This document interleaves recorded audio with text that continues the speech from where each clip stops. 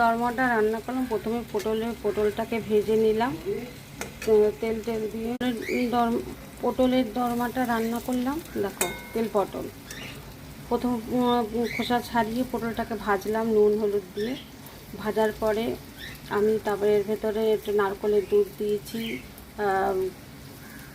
জিরে দিয়েছি, আর তোমার দিয়েছি রসুন, পেঁয়াজ, আদা, আর দিয়েছি কাসুরি মেথি, হ্যাঁ, একটু পোস্ত বাটা আর একটু কাজু বাটা দিয়ে আমি সুন্দর করে মশলাটাকে কষিয়ে তারপরে পটলটাকে ছেড়ে দিয়েছি।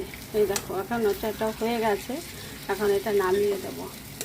পটলের দরমা এটা খেতে তো খুব সুস্বাদু। জানি না কারা কারা করে খেয়েছো, কিন্তু আমি তো করছি। দেখো, হয়ে গেছে। এবার নামিয়ে দেবো। কী কী দিলাম সেটা তোমাদের কাছে বললাম আমি।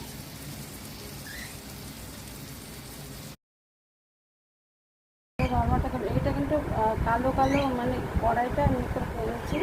হ্যাঁ, দেখো, পটলের দরমাটা কিন্তু খেতে কিন্তু খুব সুস্বাদু হয়েছে। খেতে খুব সুন্দর লাগবে। আর পাকা পাকা পটল হলে তো আরও ভালো লাগে।